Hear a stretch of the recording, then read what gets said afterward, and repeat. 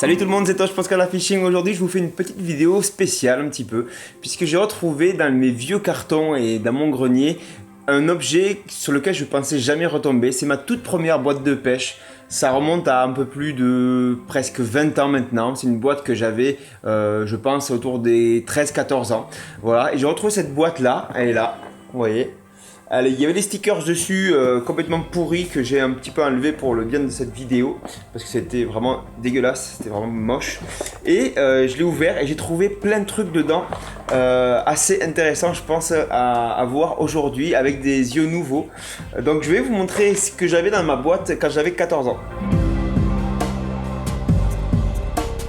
Alors rien que la boîte déjà, vous voyez, elle est déjà relativement énorme, c'est assez difficile de prendre ça au bord de l'eau à pied. Maintenant bien sûr on a des sacs à dos, des choses en tissu, des choses un peu plus compactes pour se trimballer avec. Avant on se trimballait vraiment avec une armée de boîtes comme ça, surtout que je pêchais au cou en plus. Alors la pêche au cou c'est vraiment une batterie de plein de boîtes, de sièges, des fauteuils, tout ça.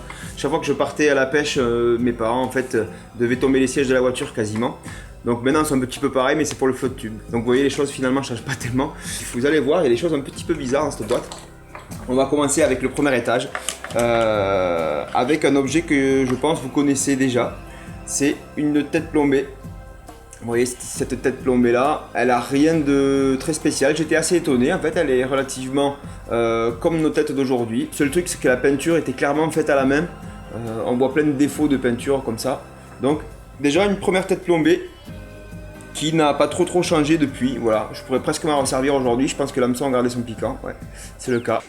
Ensuite là j'ai une espèce de reste de montage, c'est une agrafe en fait avec un émerillon et puis hop, ben, il tient même plus, le nylon est complètement mort.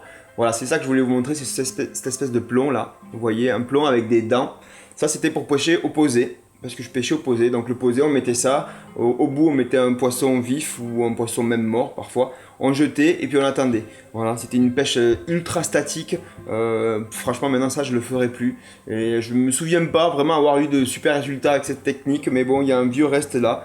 Voilà. Ensuite on a des bobiles de fil Water Queen, du nylon.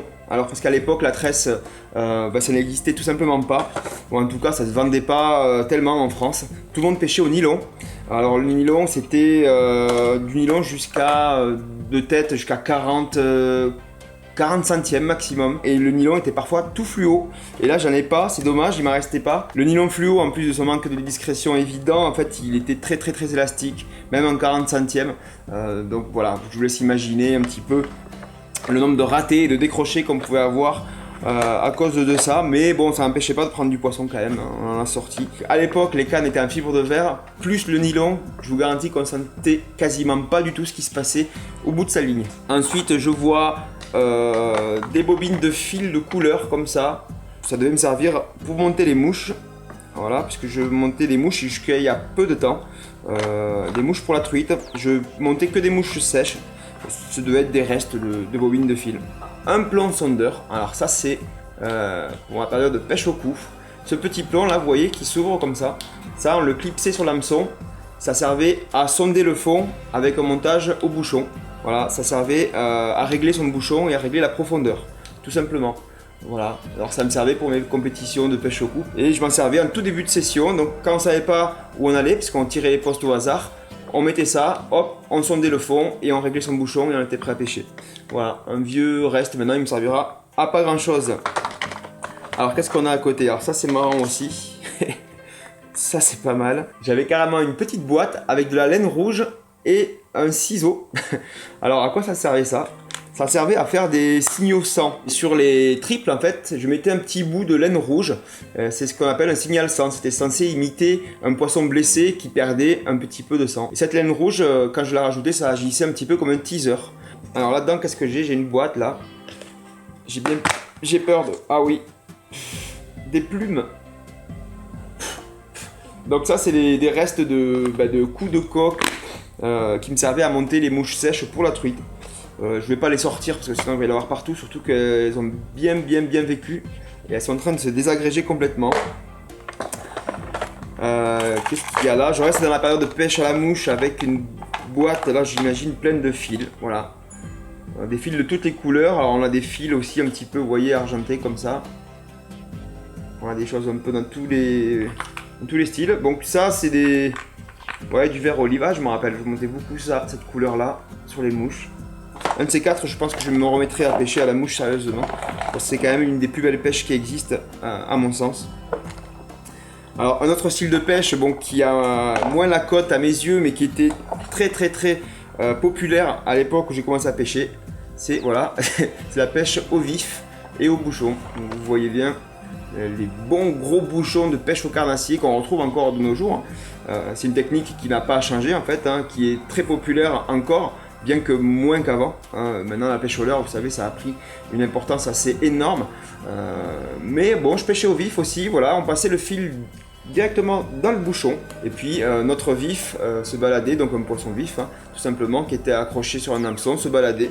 À l'époque, on faisait comme ça, puis ça marchait bien. Je me rappelle notamment de très bons résultats sur des truites de lac, une de mes plus belles sessions de pêche, où j'avais des vairons en vif. C'était une technique qui marchait bien, qui est encore utilisée de nos jours. Donc pourquoi pas. Moi, je ne pêche plus au vif pour des questions essentiellement pratiques. Parce que la pêche au vif, ça nécessitait d'aller pêcher ces vifs, forcément. Soit de les acheter et de les garder chez soi vivants, forcément, jusqu'au lendemain. Donc on mettait ça dans des bassines, dans des seaux, et voilà. C'était vraiment une organisation un peu compliquée. Maintenant, avec le leurre, on arrive, on ouvre sa boîte au bord de l'eau, on est prêt à pêcher. Voilà, j'ai encore des petits bouchons là.